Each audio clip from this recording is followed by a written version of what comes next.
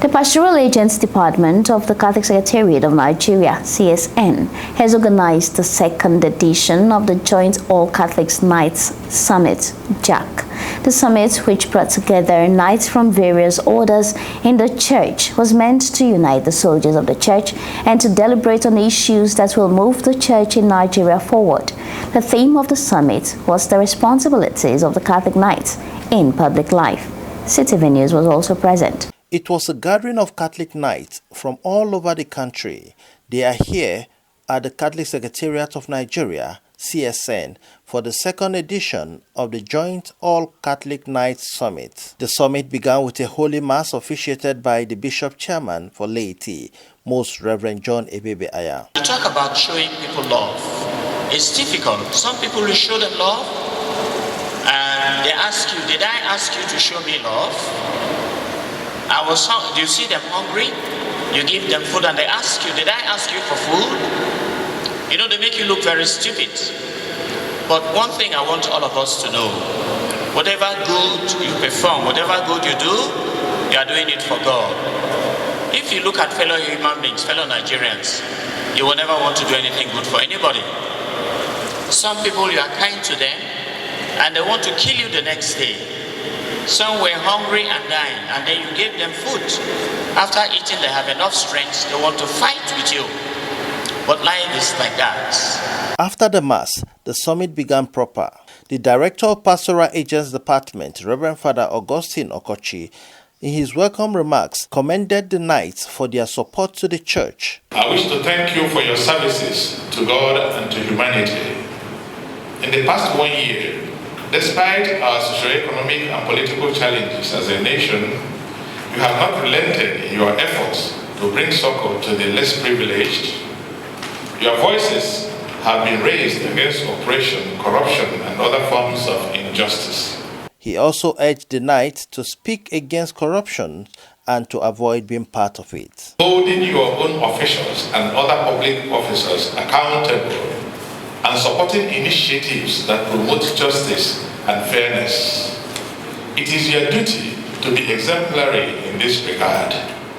Despite all challenges, you must actively combat corruption by refusing to participate in corrupt practices and by speaking out against those who do, internally and externally. The theme before us, the responsibilities of the Catholic knights in public life, is urgent as well as profound. Our country is at a crossroad, grappling with deep-seated moral and social-political challenges, and these are very well reflected in the communique of the CBCN. The question we must ask ourselves is, where are the Catholics in positions of influence? Where are the men and women of faith armed with integrity and a sense of duty, shaping the policies that govern our land? We cannot continue to lament from the sidelines, while those who do not share our values dictate the direction of our nation.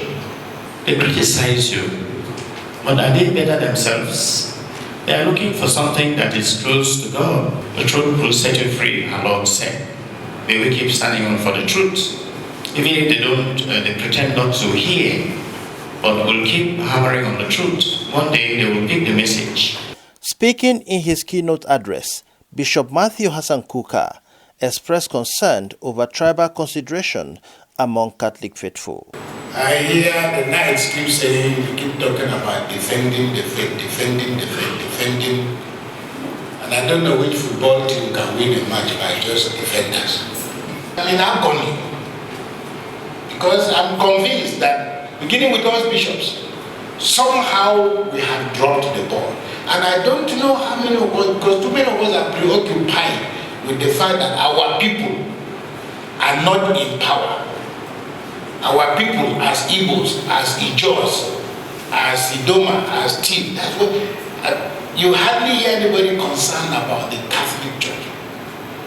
Okay, we have become such a highly ethnicized and an ethnic conscious community.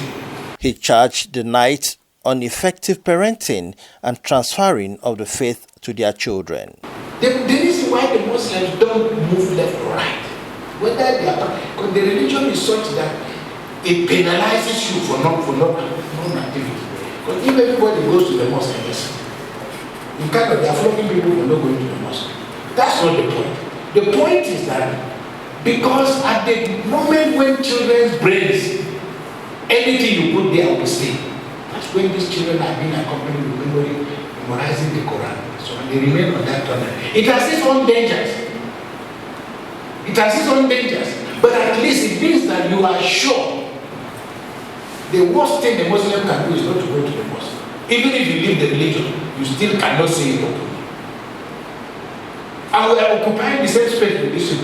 The Pentecostals are busy with teaching their children. Child evangelism is something they take very seriously. In our own case, many women are sending their children to catechism or to global, you just send them to catechism and continue with your business. There were goodwill messages from the laity council and other statutory bodies. In Abuja, Tony Abba, CTV News.